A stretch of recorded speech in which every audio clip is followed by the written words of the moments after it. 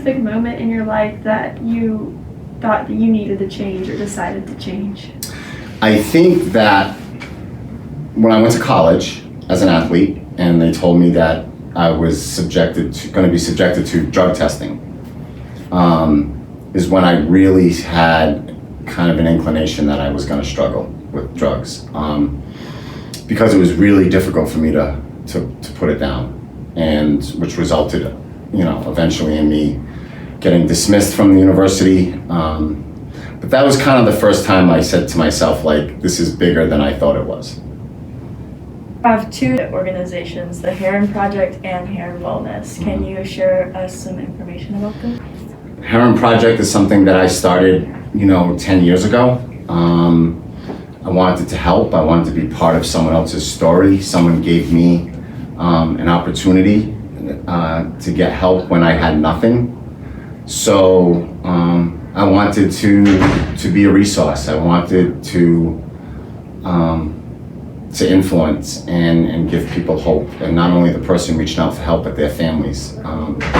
My family has been tremendously impacted by my recovery, and I think anyone who has a loved one in their life that suffers, can identify with how amazing it is when the person they love finds sobriety, finds recovery.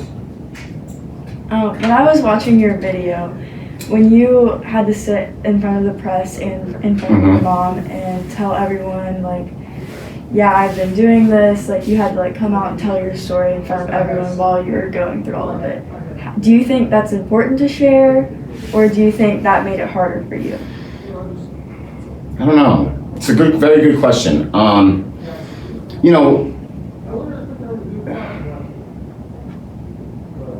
I think there's good and bad in it. I do. I think it's, owning it, taking responsibility for it.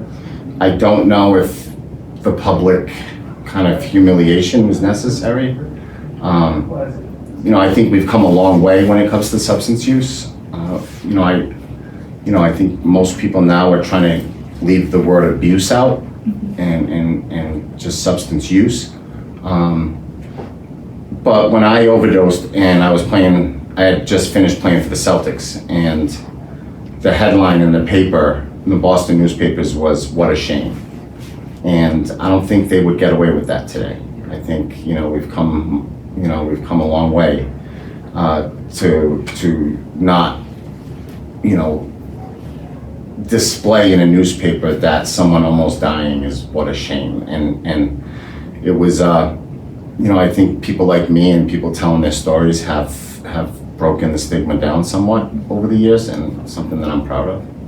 So when you are with your Heron Wellness thing, do you ever get people that, like, really resonate with you because you just really feel like that was me when I was younger? And how does that affect you? I think anyone who struggles, with anything in life can identify. And I think there's always a bond. I feel that bond when I'm speaking in a high school gym like today, and I'm watching students respond a certain way, whether it's emotionally or crying or nodding their head yes. I immediately feel a bond and a connection. So, when it comes to recovery, connection is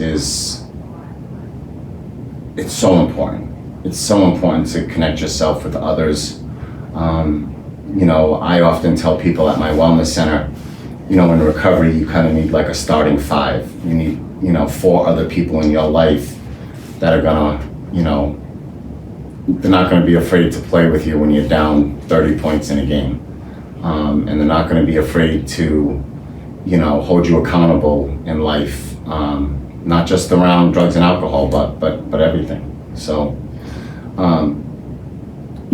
one of the huge benefits that I have at my wellness center is people stay for long periods of time.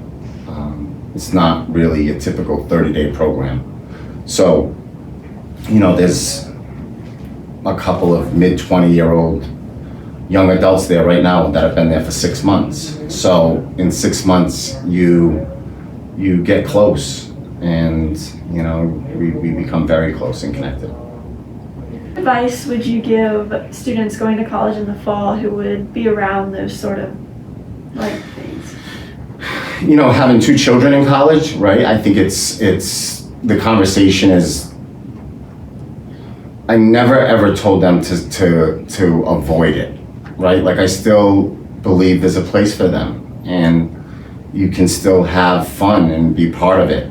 You just don't have to engage in it. You know, college, I often tell my children, even in like more so in high school, that conversation was to not avoid it, not to run away from it, you know, that they can still have fun without it. And, you know, I think the more they present and practice being around and with friends, some friends drink, some friends don't, the more comfortable they are socially. So, you know, I also think it's important for kids going to college to find kids who are similar. You know, who have kind of the same goals and the same morals and, you know, the way they want to go about their life. And I think there's plenty of them out there. I just think some kids, you know, give up and stop searching for them. So I think friends matter. And I think the people who you connect with in college are going to have a huge influence. And I think that's something that you got to be very careful with. So.